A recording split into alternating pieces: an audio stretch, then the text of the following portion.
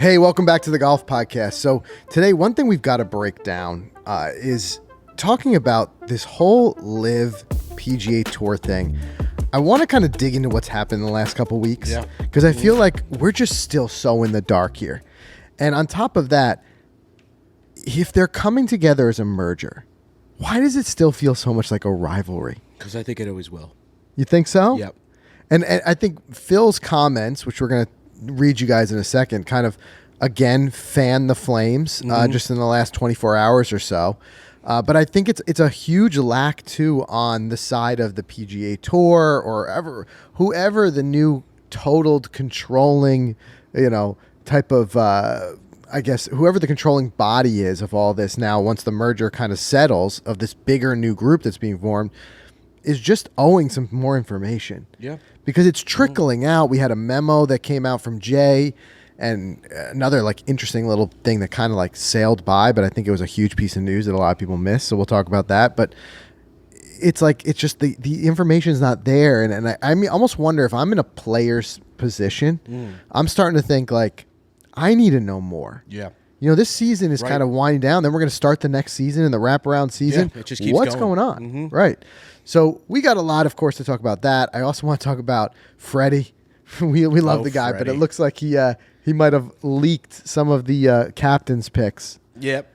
Which I would say Typical Freddie. Typical Freddie. Some come as no surprise though. Yeah, no doubt. But the big thing, and we're going to dig into this, JT, he is the big question mark, and yet another disappointing performance, missing the cut at the 3M this past week. His back's against the wall.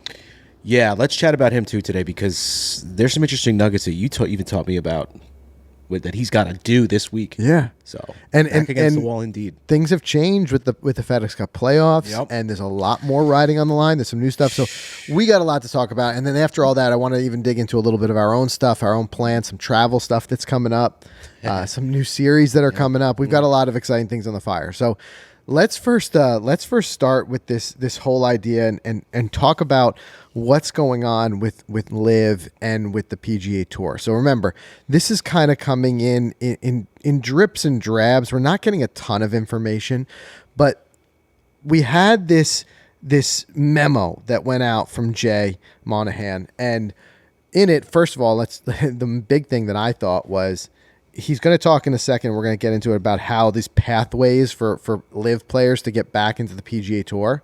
So first of all, he's saying that there will be a way, but what's going to be that way? Mm-hmm. But the other thing is, in the beginning of this, he noted that the PGA Tour is not going to accept any golf ball rollback. Yeah, that was his big kind of I needed to do something big to win people's trust back. You think that's what it is? I think so. Come out of the gate hot with that. It's a bombshell. I mean, it slid by in this memo, but it's a bombshell because I think, to me, that largely kills the rollback. Yes. Because, of course, remember, this was the USGA and RNA, and if they decided to plow ahead, and for just bringing you guys up to speed, if anybody missed this over the last couple of weeks, with the rollback, what we're talking about is this idea of kind of dialing back the performance of the ball. I think it was taking something like 10 or 15% off of the ball as far as distance goes. And a lot of the equipment manufacturers push back hard against this because the silly idea of having to manufacture two different balls. And on top of that, the idea with the game has always been that we can play the same equipment that the tour players are playing. So to have a different ball would be kind of silly, whatever it may be. This is kind of this idea. Everyone was against it for the most part. It seemingly. There was a couple voices that came out okay with it. I think Rory was even on the fence. But the idea was that you wouldn't have to keep lengthening the golf courses. We did a whole show on it, and I talked about my personal opinion was that you can make golf courses plenty tough without always having to just make them longer. Longer is not necessarily always the way to make a course harder. Mm-hmm. But long story short, Jay comes in basically indicating that they're not going to accept this. If that's true, that means the only places you might see a rollback ball would be the U.S. Open, and the what do you call it? The British Open. Yeah. And of course, Augusta does whatever they want to do with the Masters, and the PGA, which is separate from the PGA Tour, would do whatever they want with the PGA Championship. I just personally think that's the reason that's the nail in the coffin for this. You can't expect these guys to play with a different ball for 2 to 4 events per year. You can't do that. How do you get ready? How do you prep? It's hard. And does that mean the U.S. Open, they're going to keep the courses ridiculously hard as well? Always. I mean, so it's like, the U.S. let Open. them bomb it. It's hard enough. It's hard. Yeah, exactly. You know, double whammy right there. To me, though, like it would be a nightmare on players and caddies to be playing one ball all the time in the PGA Tour and then go out there and try to recalibrate. No, wait, sorry, 6. My bad. Yeah. Let's factor in the wind, the ball, the slope. It's like, come on. Yeah. So I think that's the nail in the coffin for that, because the only way that would have succeeded is, I think, if all pro tours were on board and we just like all professional touring events are going to be played with this new rolled back ball and the rest. So I think that there's a lot of players. I think there's a lot of equipment manufacturers are all kind of sigh of relief after seeing that memo. I think so. Yep. But digging deeper into the memo, what Jay had said was that there's going to be basically a task force that they're putting together to evaluate these, what they're calling pathways for LIV players to get back to the PGA Tour. And they're going to be almost, it seems like, assessing it on a case-by-case basis of what the disciplinary actions will be. So I do find this interesting because they're still saying that, in a way, you're treating your LIV defectors as having done something wrong. Right. Because this disciplinary action. So what they're talking about is possible fines, penalties, and monetary value. They're also talking about suspensions. For example, one thing that was thrown up in the air was this idea of a 1-year suspension from your last LIV event. But I'm also like, wait a minute, though. Like, to me, it's like Jay made such a 180 on LIV when they went ahead with the merger. Right. Absolutely. And all of a sudden, like the Saudi money wasn't a problem. Right. Like, right? I know. So it's like, wait a minute. So is it a problem or is it not? Like what they did with if them leaving. Are you okay with it now, but you weren't then? And like to me, it's like, if you want to, at some point, if you want to bring sides together under one umbrella, you almost, to my idea, would be like, you have to like let bygones be bygones at that point. I don't think it's that easy though. Right. But if you've decided to move that way, if you've decided to do that, why create more further animosity? I'll be like, I've decided that not only is LIV okay, they're going to be our, the PIF is going to be our primary financial backer for the PGA Tour, all that. But since you guys did it, then we're slap on the wrist. You're going to have a disciplinary action. I don't know. I think Jay's got to make his players happy, and at the same time, he's got a lot to figure out. That seems like a tough job. It's a tough job because you can't make everybody happy. Exactly. I think someone's going to be angry about it. Exactly, because there's going to be, at the end of the day, there's going to be, I think the people who are going to be calling for, if not verbally, you just kind of have to assume, calling for discipline are the guys who didn't take the money, stayed loyal. They're going to be like, you can't just let these guys back. Maybe they could give them like equity in the tour or something, Like, I don't know how that would even work, but the whatchamacallit, the exempt status, that's in jeopardy now. Isn't that why they did this whole thing, so they didn't lose that? I thought so too. So that's another thing I want to dig into here. We had the PGA Tour's tax exempt status is possibly coveted. Yeah, and it's possibly like on the chopping block. So Ron Wyden, who's a U.S. senator, has introduced a bill to revoke the PGA Tour's tax exempt status, and Ron is on one of the I don't follow politics that closely or the Senate that closely, but I can tell you he's on one of the commerce boards. So he's not just nobody; he's somebody who would oversee commerce and things like that. So he's basically saying, and he took it the direction of bringing the whole PIF into this. One of his quotes says, an organization that betrays its own word and agrees to become a profit generator for Saudi Arabia's brutal regime has disqualified itself for tax exemption. So he's definitely going that route. Yep.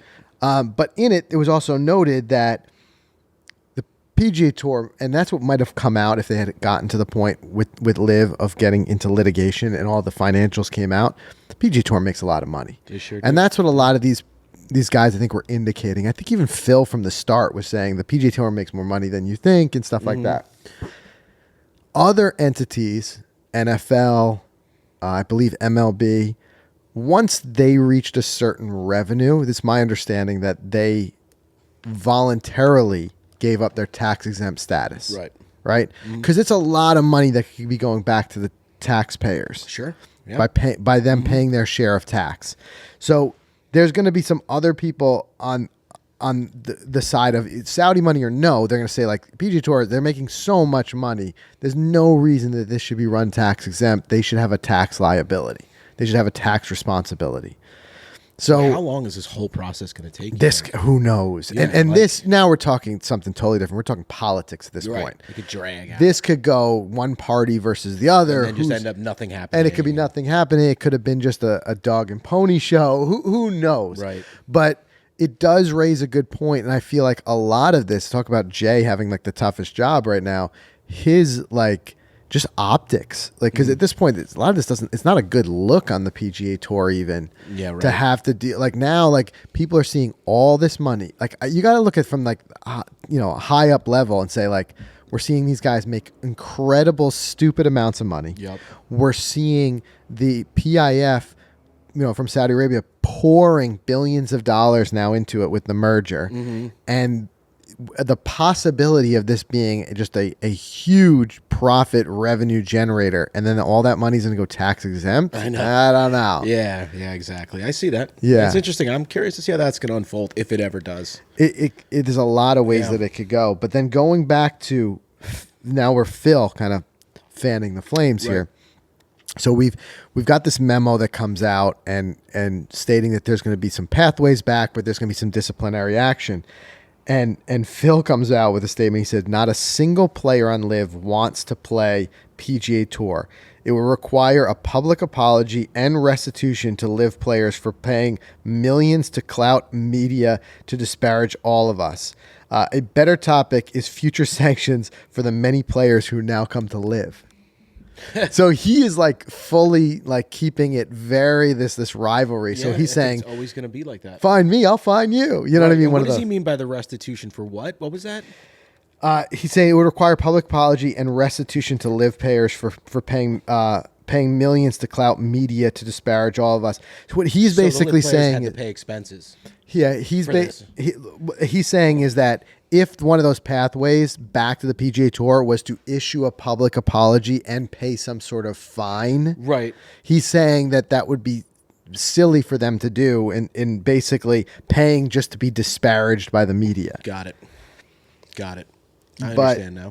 But I'm looking at it and I'm like, I don't know. I feel like he's speaking kind of, I could see for himself, because also they had talked about in this whole pathway back, possibly a sliding scale was another thing that was kind of thrown out there, which was guys who were more vocally against the PGA Tour would have heftier fines. Yeah, it's great. And by the way, if check out Golficity.com, guys, we've got a incredible group of writers working on the site now. The boys are killing it. They are really doing great. And this is an article I'm talking about here by Joey Klender. So if you enjoy any of these news updates and stuff, we love chatting about it here on the podcast.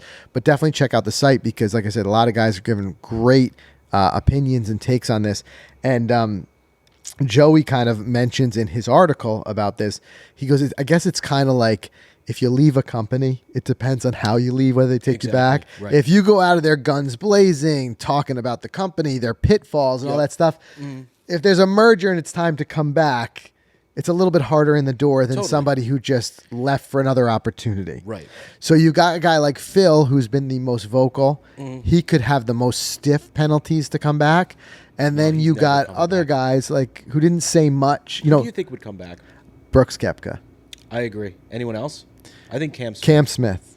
Yeah, I think I could see Cam coming back. I could see Dustin Johnson coming back. I can even see Taylor Gooch coming back because I think he was friendly with a lot of guys on tour. He was. He made himself some good money on LIV. He has. But I'm thinking, I don't remember really Brooks or Cam saying anything really disparaging about the PGA Tour on their way out. Right. In fact, if anything, Brooks in that Netflix documentary made it seem a little bit like he only joined LIV because of his injury. Which is Dustin Johnson, I think in the beginning there was DJ a little resigned. Yeah, so there's a little burning bridges from DJ when he like resigned his PGA Tour status. I think he's all set with LIV. I think he's LIV for life. I think Phil's LIV for life. Pat Press, those guys are LIV for life. Yeah, but if DJ, he's still got so much gas in the tank. If he's playing really well, you don't think he would want to come around for the Players Championship for... No, I don't think he's got the 4 majors, and he's got the life that dude wants right now.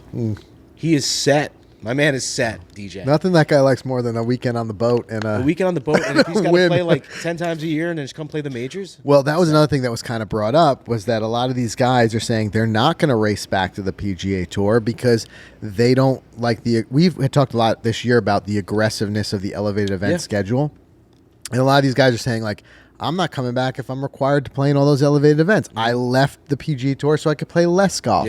Now, my counterpoint to that is before the merger, all we saw was the LIV schedule growing, and those guys had obligations to play in those events. I think no matter what, you're a top-tier golfer.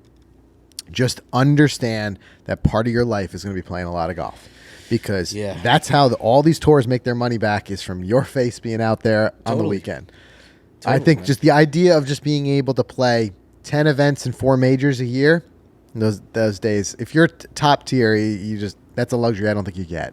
Yeah, no doubt. And even Phil, because they all got to recoup their money. They all, absolutely. Yeah. I even see Phil going into maybe more of a leadership role. Can't you see him being the new Norman at some point? I could, except for the fact that he still giving is him $1 billion to run it. But that's the thing. You got to decide on your direction. Phil is still, with comments like this, are still so divisive. Are you going to have one ownership umbrella company own these 2 tours and let them operate as rivals? Or is that good for business, maybe? I just don't know. But it doesn't seem like... Sure, in the very beginning, it brought a lot of attention because everyone wanted to see like what mud was being thrown back and forth. But I think the consensus is that people are more of the mindset now. They're kind of sick of it. They just want to see golf. They don't want to see guys throwing mud at each other. And I think if you're going to do that, why not be more towards bringing it together instead of fanning the flames, like whatever that may be. And like, that's why those guys get paid a lot more than I do. They get paid a lot more to figure this out. But to me, it seems like to continue to set up and make it as though it's business as usual with your rivalry, rather than finding ways of how can we slowly, even baby steps, start to integrate these guys together. I don't know. I think the idea of a rivalry sounds great. I think it makes more money. I think you have new fans for different tours. Yeah. I don't know. They may have to operate that way because there's guys who are really set on this. On one side, you have Phil Mickelson, and then you have on the other side like Rory McIlroy, who recently, I'm paraphrasing because I don't remember his exact quote, but he said he would basically rather retire from the game than play and LIV. Right. So what do you do? Now, the only other thing I could think would be if the powers that be decide that the PGA Tour is what we want to keep as the ultimate and we are going to dissolve LIV. I mean, that's always a possibility too. If they say it's not a good business decision for us to run 2 tours, so we're going to dissolve LIV. And at that point, these other guys have no choice but to either reconcile themselves to potentially playing back on the PGA Tour, if that's the top tier tour, and also this group is also the DP World Tour, which I would say the secondary top tier tour would be the European Tour, the DP World Tour. If LIV was dissolved, these guys would have nowhere to play. Nowhere. Right. So it almost means like you'd have to reconcile yourself. So decisions need to be made. Do you continue to run 2 tours? And if you do you continue to run them as rivals? That I just don't know. Yeah, it's going to be interesting. But there's no doubt, like I said, if you just wiped my memory and I had no idea that this whole merger, whatever you want, this bomb they dropped on us, that this merger was going to happen. If that news is erased from my mind, I would look at all the regular headlines that I'm seeing now and think business as usual. Phil is throwing shade at the PGA Tour. Right. Rory's talking about how he would never want to play for LIV. Yeah. It's the same thing, but now it's like they're joining for Yeah. But I think they need leadership, and I think they need direction, because otherwise they're getting hammered. They're getting hammered now from the government of pulling their tax exemption status away. They're getting the guys who are on each tour who are the most vocal are continuing to talk up. Someone needs to step in and say, this is how we're going to put the flames out. Successfully happened in sports? Like WWF, WWE? Yeah, like a major rivals merging. That became one. I mean, I don't really know much about the wrestling. No, I think of it like outside. I think of like Sirius XM. Do you remember when Sirius and XM were at each other's throats, the two, and then they merged? Yep. And they had some growing pains. They had them worries about like whether it was going to be a monopoly, and but they integrated together. It's going to be like PGA LIV, like PGA Tour LIV, like long live PGA. Like what is it? Long live PGA Tour. I don't know. So we have a lot to still see, and like I said, I always ask you guys weigh in with your comments. We'd love to hear what you guys think on this whole thing. But to me, it's just like it seems like it's still a big mess. So anyway, a couple of things I wanted to check in on was what's coming up. The next big, I think, thing other than the FedEx Cup playoffs, of course, now with all the majors behind us, is the Ryder Cup, right? So we've got Zach. Like I know Jay's it's a tough seat where he is right now. Mm-hmm. But another tough seat is where Zach Johnson is. Yeah, totally. And picking this team. It's got to be a hard job. It's got to be a hard job. So recently, we had Freddie just potentially, and you guys can be the deciders if you think that this is a full kind of leak or not. But he recently was doing an interview, and he said that this is his quote. He said, "I'll say Max Homa's going to be in Italy without getting anyone in trouble. Cam Young will be in Italy. Jordan Spieth," and a little question mark there, he said, "will be in Italy." Right? Freddie. So, Freddie, right? He stopped short of saying anything about like Keegan Bradley or Justin Thomas, right? And we'll talk about Justin Thomas in just a second because he did have a little bit of words on how JT is and his concern for him.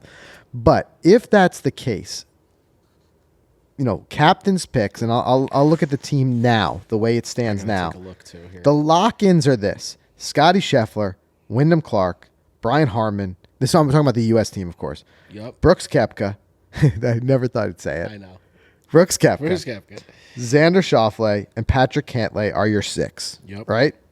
Captain's picks right now, and these are also based on points. These guys are knocking on the door.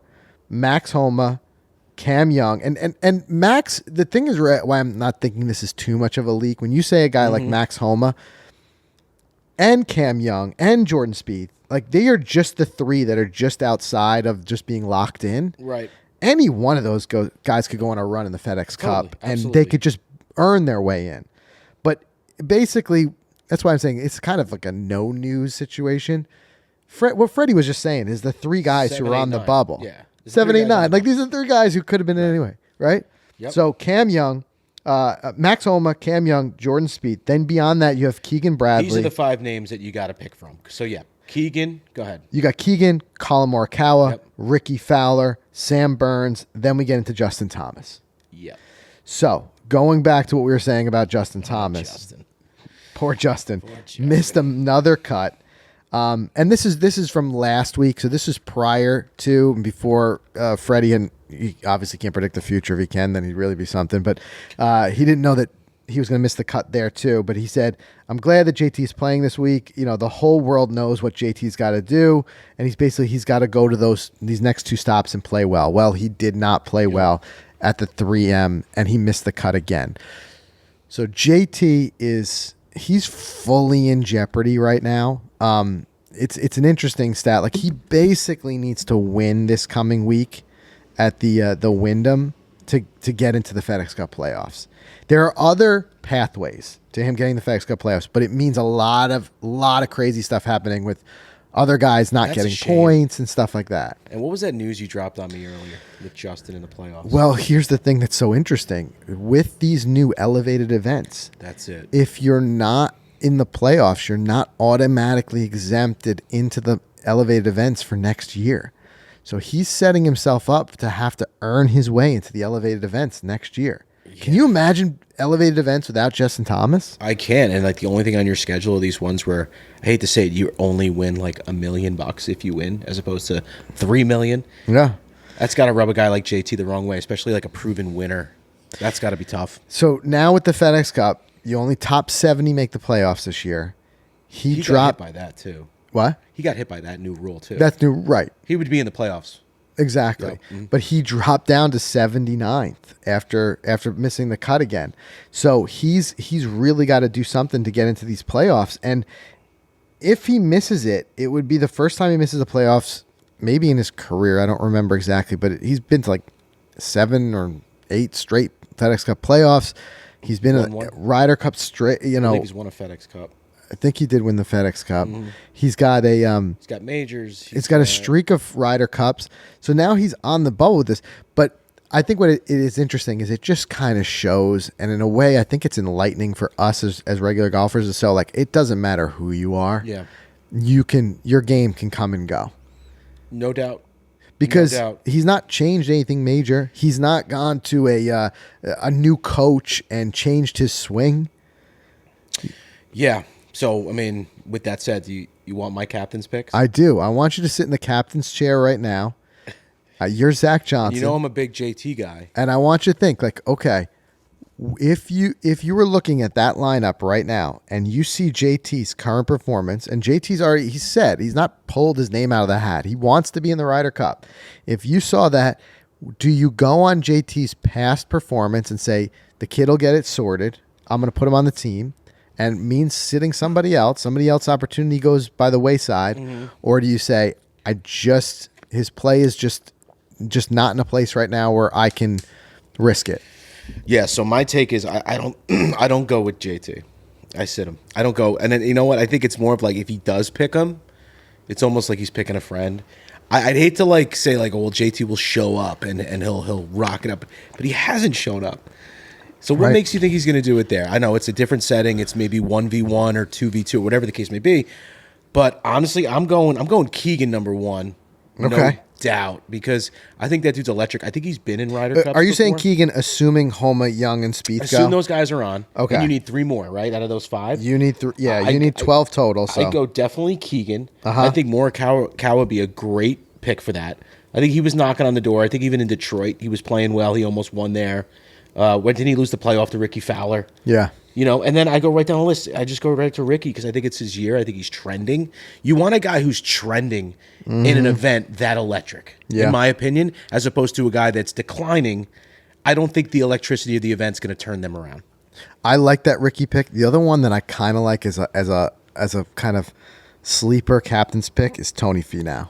Yeah. He's a great team player. Yeah, and he's a guy. He does well in match play. I could see him doing something, but that's a good one. For right now, unless if I'm sitting in that seat, unless JT, because these guys, don't forget, it could change. Like, and that's the thing what JT's been hoping for. He's still got his game has the class to be able to do it.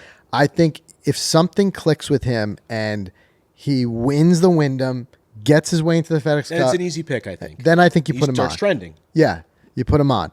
But if he's middle of the pack or missing the cut at the Wyndham and he's sitting out the FedEx Cup playoffs, I think it's a tough look to put him on the tough team. Look, yeah. Because it also puts a lot of pressure on him. And just kind of trying to get an idea of what is it with JT right now, I think it's that he's overthinking it.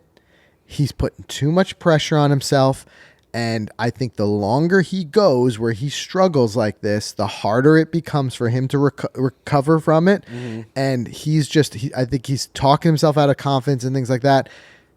What inevitably always happens when these guys turn the corner, it's that they I just had to stop worrying about it and go have fun out there. Yeah. Right? It's like that's always seems to be the thing. That seems to be it. And I think right now he's the opposite of that. He's playing with like you could tell with a lot of when am I going to turn around? When am I going to play that? I don't think it's a technical thing. I think it's a mental thing. Yep.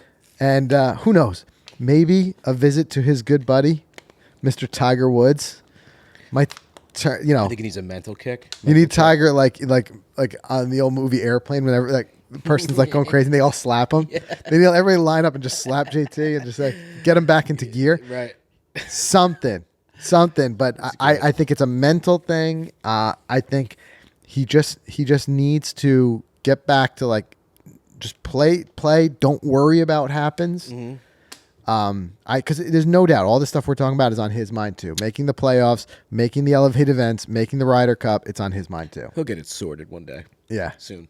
He will. I mean, no different than now we're talking about Ricky, who we never thought we would be talking about. Never thought about it. Ricky took a long time, and there were swing changes. He got it sorted. Yep. You got to figure it out. He got his win back. These guys will do it, but if nothing else, it makes, in a way, it kind of makes me feel better about my own game because, like, sometimes you feel like you're playing well, and then you'll shoot 15 strokes above what you normally would do, and you're like, whoa, I don't have this game figured out at all. These guys are no different. JT going out there and shooting 82 or whatever is 15, 20 strokes higher than what he could shoot. Right. So that's the scary part. It's golf. Anyway, let's do a break there. Let's do a word from our sponsors. I want to come back. One more thing I want to talk about with equipment. There was kind of a surprise shocker we saw on the LPGA Tour. And then I want to dive into some of our own plans, what we've got coming up, and even get some of your opinions on some travel stuff that you might like to see us do next year. Yeah, give us some of that insight. We'll hear from you guys as well. So let's do a quick word from our sponsors. We'll jump right back into it. The Vokey Design SM9 wedges are a product of superior handcrafted technology, and each one is an instrument of creative control. Created from the most advanced materials, engineered to deliver that ideal flight and spin, with grinds designed to release your best wedge play possible. Truly, there are many ways you can make a wedge, but there's only one way to make a Vokey. The Titleist Design SM9 wedges, superior handcrafted technology. Find yours at Vokey.com. FootJoy is the #1 shoe in golf because they offer the widest selection of sizes, styles, and performance options of any golf shoe out there. Whether it's the all-new Hyperflex and Hyperflex Carbon, which is finely tuned to power your game, or even the Premier Series, the shoe that is far and away the choice of more tour players than any other shoe, worn by people like JT, Max Homa, Zalatoris, Cam Young, Jessica Korda, and many, many more. So trust the brand that's been #1 forever. Trust your game to FootJoy, the #1 shoe in golf. All right, so diving back into this one thing, and I wanted to get your opinion on this because it was kind of like made some waves over the weekend. We've seen this in a few different places. You don't see it often, but Nelly Korda making a game day decision to go back to her old equipment. I thought something that it raises eyebrows. I wanted to get your take on this anyway and just kind of speculate because we don't know what's in these guys' contracts. You got to assume it's to play the equipment, though, right? Yes, but I'm saying, of course. But I mean, like, this is what, yeah. Go ahead. Yeah, but of course. Yeah, it's to play the equipment. That's just like the one-line contract. Nelly Korda hereby agrees to play TaylorMade, signed, whatever. Right. So she's TaylorMade, but she went back to what? She went back to Titleist, which is where she just came from, right? But not throughout the bay. What it was is, long story short, Nelly was struggling, hitting fairways, shot at some tough scores, and then on moving day, on Saturday this past weekend, she made the last-minute switch to put her Titleist TSR1 driver back in the bag, came back out, fired a 64, and put herself back into contention. So she put her Stealth 2 driver away. Now, again, like this is where I want to speculate. Like I don't know what's in these contracts. Right. A lot of these players' money are, of course, is made from these big contracts, but they want to win. They make money winning. There's got to be, in a way, there's got to be like a balance in their mind of saying like, what's it worth to me? I just wonder, and we've seen this with other players too. They've made these switches before. If you do that, or I even think like Tiger recently with the Nike shoes and wearing FootJoy shoes, right? He's got a Nike contract. Do you think that these brands fine them when that happens? Or do you think these brands are just supportive and just being like, hey, it is what it is. We want you to play your best. Like, I don't just hopefully come back. Like, I'm really wondering. It's so hard. Because it is no matter what, it's not a good look. No, because it's not. A lot of people take it with a grain of salt. And we actually recently, we talked about this on the podcast, that there was a poll out there that surprisingly very few people pick their equipment based on what the players play. Right. So a lot of people, like, they don't play TaylorMade just because Nelly plays TaylorMade. Okay, we get that. But people take it with a grain of salt and realize that a lot of guys are playing equipment. And this is why we don't put a lot of credence into it. Is like they're playing that equipment because they're paid to play that equipment. Correct. I think apparel we will do, but not equipment as amateurs. Yeah. I'll buy yes. Nike I want to shirts look like my guy out there. Right. Whatever. I get that. But what I'm saying is like we don't necessarily pick our equipment based on what the players are doing because we're saying that guy's just paid to play that club. That's why he pays that. Mm-hmm. I don't put a lot of credence to that. I think where people do their eyebrows are raised is when somebody makes a choice to play something and either is not paid to do that or totally goes against what they're paid to do. Right. So now I think a lot of people raise eyebrows and be like, wait a minute, I might have to go try that Titleist driver myself. You're telling me she bucked her contract obligation just to play that driver? There must be something good about it. Then I think it raises eyebrows. But it makes me wonder, like, does she get fined? Does TaylorMade just say, like, okay, it's no problem, or they use that as a PR to, like, make us better? I have no idea. I have no idea, because I think TaylorMade was struggling with some other players. They were. Like we saw with Rory around the players. He put the new Stealth driver away, and people will always give a little bit of leeway to it, especially when it's a new piece of equipment, like maybe it's still ironing out, whatever. I don't know. But no matter what, there's got to be something in that contract that says they're allowed to use other equipment for some whatever reason. Yeah, or what? Somehow. Or what? I know. Or what? Sure, like maybe behind the scenes, it's like they take $10,000 off of like as a fine for because her deal is a full bag deal with TaylorMade, which means every club should be TaylorMade. Soup to nuts, and it can't be easy for her because these players also want to make their supporting sponsors look good. Sure. It could not have been an easy decision for her to say, take that out and put my Titleist driver back in the bag. It could not have been. 100%. I mean, I'm sure there were conversations about it. You know, they probably don't just blindside the OEM with it. You know, I don't. I know. I would. Right. I would think like she probably calls up her TaylorMade rep and said, "Listen, I don't want you to be the first to see it on television. Right. The driver's not working for me. I'm putting the Titleist driver back in the bag." At that point, you're just like, there's probably just crickets on the They're phone. like, shoot. I know. And we did. You're right. We did see it with Tiger. And Nike's a shoe company, right? And for him to just say, "Yeah, I'm done with the Nike shoes."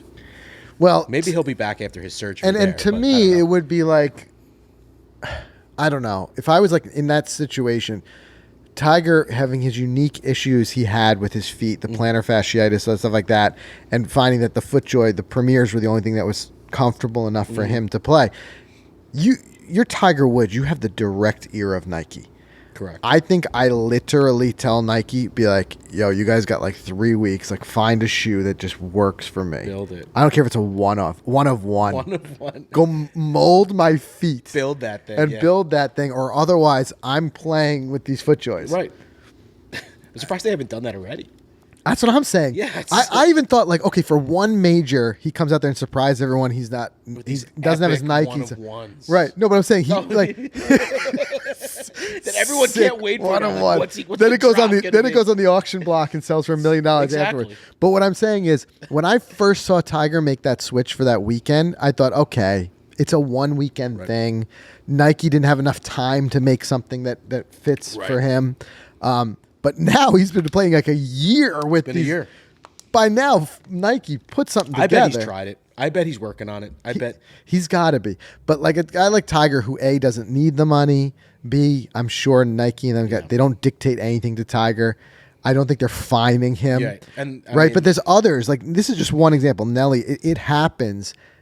It just makes me think. Like, I guess if it were me and if I were TaylorMade and one of my players has that bad of a look, I would have to do something. I would have to be like, maybe this isn't working. We part ways. I know. Like, I know. Can you imagine a fire back? Like the next week, it's like TaylorMade drops Nelly. Right. Like, I don't know. But like, to me, it's like, it's kind of a tough look to not do anything and just let that happen. I know. And that was recent. This is last weekend. This is Saturday. Was that, I guess the real question is, the Saturday round is when she switched, or the Sunday? Because I want to know, if it was a Saturday, did she come out again with it Sunday? I assume she did come out with it again on Sunday. Of course. But golf's so mental. If she shot a 64 with that she driver, comes out Saturday with the Titleist driver. She hits 8 fairways and shoots 64. Yeah. So she's going to leave that in the bag. She's got to figure out some things. She most likely, what's probably happening, I would imagine the first thing that she's doing is going, because you're not going to do this in the middle of a tournament. But right after that tournament, I would imagine she's getting back with TaylorMade and making whatever tweaks need. I guess the only way to kind of like save that face would be maybe she goes back to TaylorMade's the kingdom, right? Like fly out there, get your thing redialed, and then have some sort of statement of being like, I just needed some adjustments and get refit or whatever. But for now, I just went back to the trusty Titleist for that one round. But I'm back with TaylorMade. Like, I don't know how else you save it. That's not going to work. I don't know how else you save it, but like... Unless she says like there was a defect in the club. But you can't say that. You can't. No, because like the last thing that the manufacturers want is that, because then now you've got every Joe Schmo who played a bad round on Saturday with their driver being like, oh, it's a defect. Jim, I'm not paying you. There was a defect in my driver, just like Nelly. Yep. And now everybody's running back to the store and be like, check mine. I didn't play as well as I thought I would. Yep. That's a nightmare. I don't know. That's a nightmare. So maybe stick with Titleist. You guys weigh in with what you think. But like I said, this is not the only time it's happened where a player has kind of gone against their what do you call it? Yeah. Their contract. I don't know if anybody has any particular insight into these contracts. Let us know in the comments what it is. Like, do these guys get fined? Curious. I'm very curious. Yeah. I'm very curious. All right. The other thing I want to talk about real quick is just our upcoming schedule. And one thing that, believe it or not, I mean, August already. We're already looking ahead to next year. I think we crushed it this year, dude. We had some great trips this year. Front load of the year with some incredible destinations. Sea Island, Georgia was fantastic. In fact, I was just at one of my kids' birthday parties this past weekend, and I was talking to another one of the dads there, and he said he plays some golf, but his brother was a big golfer, and they had just played Harbor Town. There you go.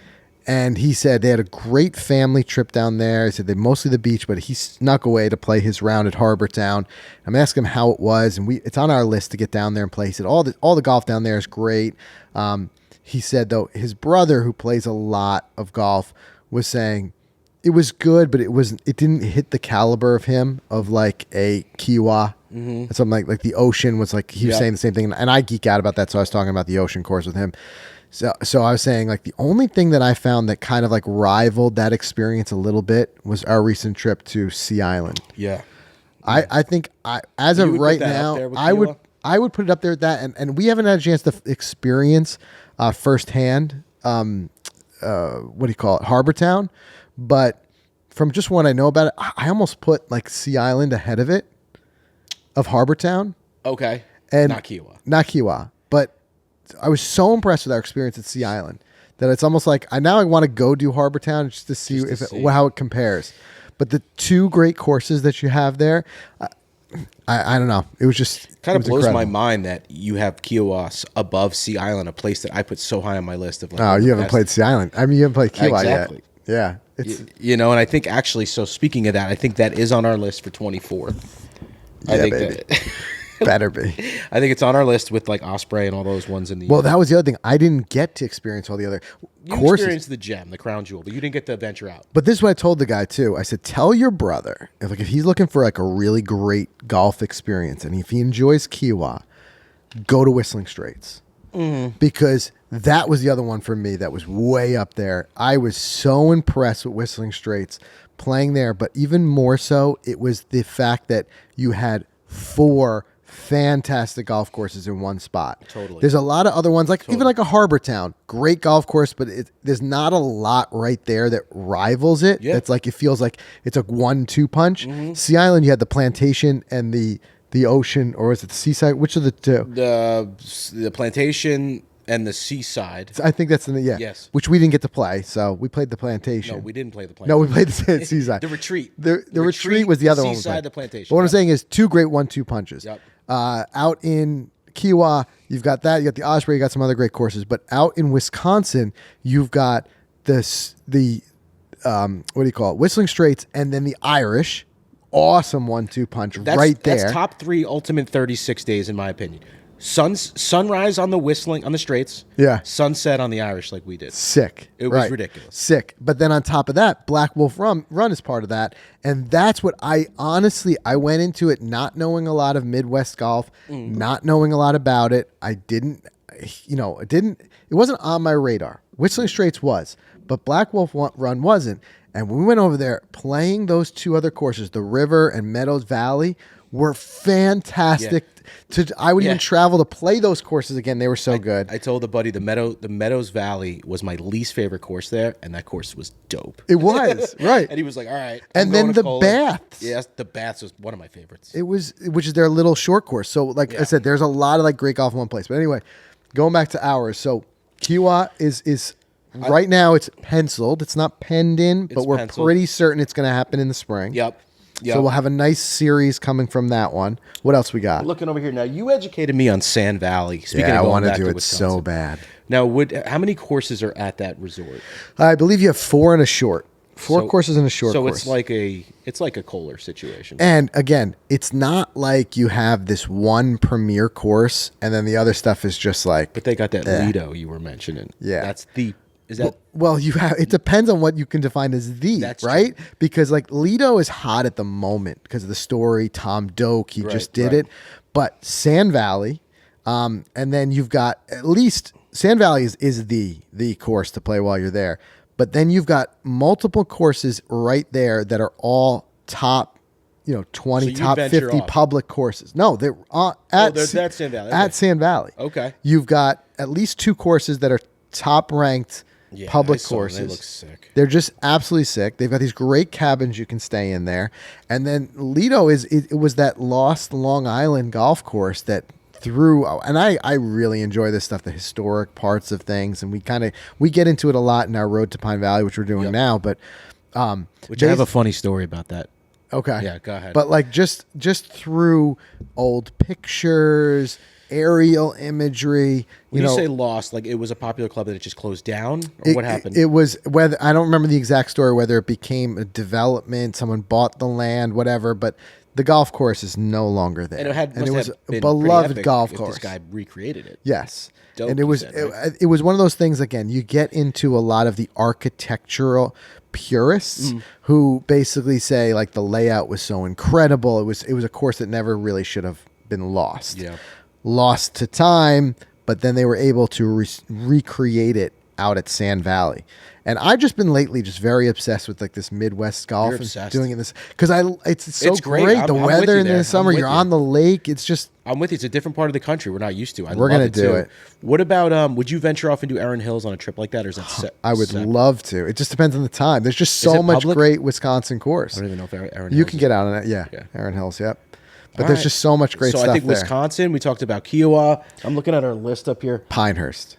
Yeah, we got to do Pinehurst. Right. Another Tom Doak, the new number 10 that's there is set to open in the spring. But this would be great because this is the first time for us going back to a spot that we've already been to. Yeah. You know how we always say, if we go back there, this is what we would do? Yes. So now we know. And now we know. And I think if we went back there, the perfect lineup for us, and I'm talking about the Pinehurst area because we want to venture off for a second. Yep. I would love nothing more than to play the new number 10, if assuming it's open, because we didn't obviously play it last time because it wasn't there.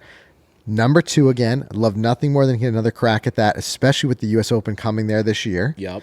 Number 4, no doubt, which low key I kind of liked better than number 2. Yeah, kind of rivals. I know it's hard to say that out loud, but I think anyone who's played number 2 and number 4, there's some people who might be able to of that opinion too. Yep. And I no doubt. Just enjoyed number 4 more. Number 4, the Cradle again. Got to do the Cradle. And now they've got that permanent bar there, because previously remember it was a cart. When we were there, they had the pine cone. The pine cone, the little cart. Right. Now they've got a better establishment there. But we had so much fun at the Cradle. I'd loop it at least once, and then I got to get back and play Tobacco Road again. Tobacco Road. It's just a special place. It's super special. We're going to do that, and then we have to go back to the Pinehurst Brewery. Those are the best chicken wings I've ever had in my life. Yeah. You have to get the sundae. If we stay at the Carolina, that's right. You have to get the ice cream sundae. Middle of the night sundae. There's so many things that you have to do, redo, and it's just a special place. A perfect world for us next year would include travel series to Kiowa, Sand Valley, Pinehurst, and maybe one or two other fill-ins. Who knows? Maybe even Harbortown. Maybe.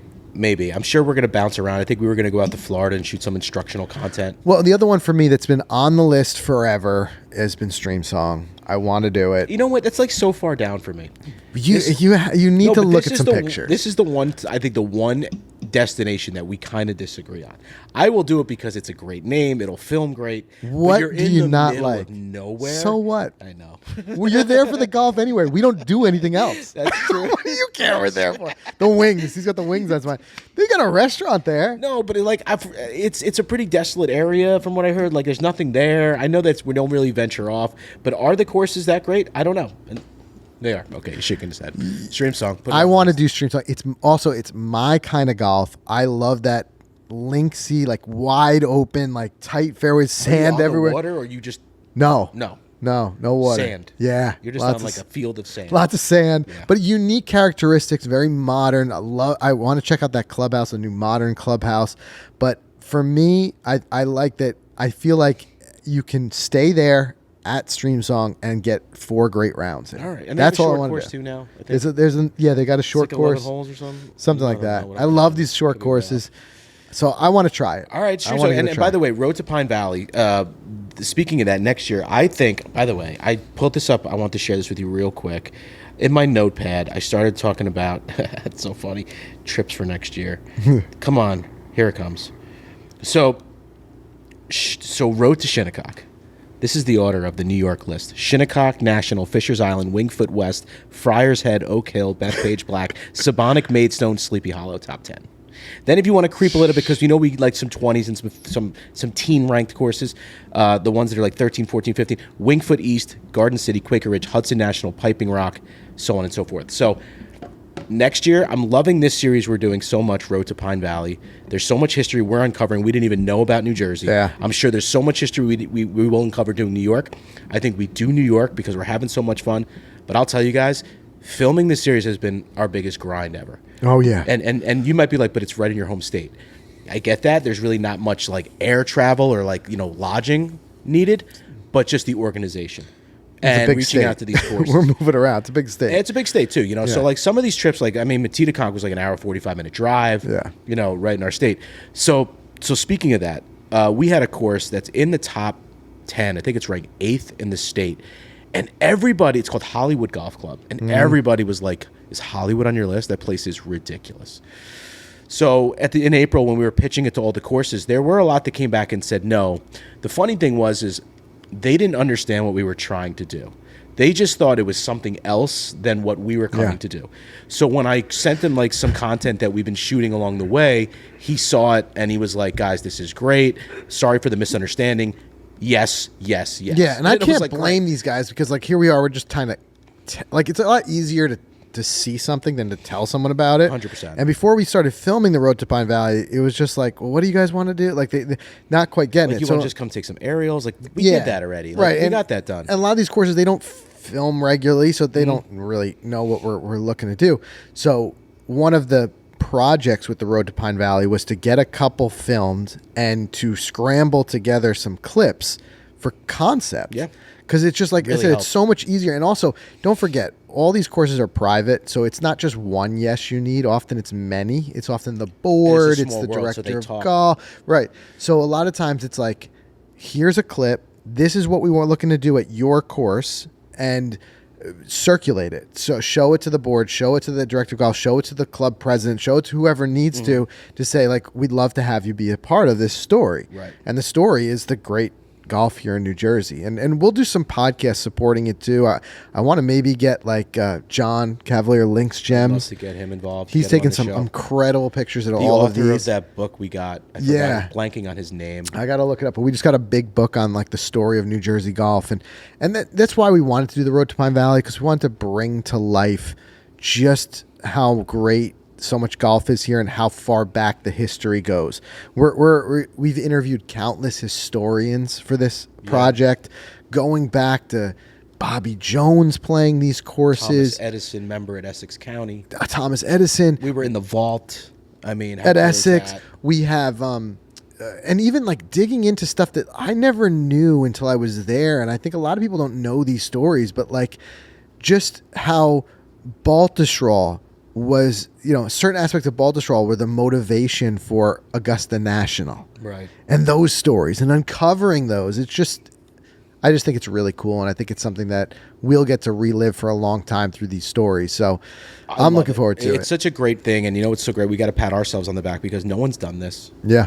And, I think like it's cool. And I think it's something that our road to concept, I think it's something we're going to continue. And I think you can road to any of the top courses in any state. Yeah. And you can road to Whistling Straits, which is something maybe we will do. All right. But I think Road 2 is going to be a big thing for us. So that right there, that sets up like the first half of our year next year. So I would love to know from you guys, like there must be trips that I still have never heard of. Like you educated me on Sand Valley. I'll take more of those recommendations.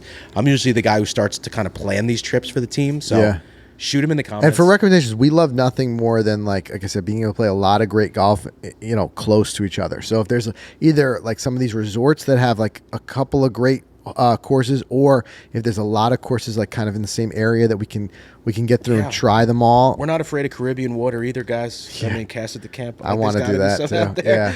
So we got a lot of good stuff, and stay tuned for the Road to Pine Valley. That's going to be premiering in mid-September. And I think it's going to be like a 10 to 12 episode series, depending on how many courses we score. So that one's going to be our biggest series ever. And right now on the main channel, we're right midway point into the Myrtle Beach series. And this week is Caledonia, which is my favorite, which was both of our favorites from the trip for a lot of reasons. And Mike Strands, and talk about history and architecture. It's all in there. Yeah. So go and check that out. All right, so that's everything we have for you guys this week. Stay tuned for next week. We've got some interviews that we got lined up, some great guests that are going to be on the show. So make sure you subscribe wherever you get your podcasts, and we'll see you again next week.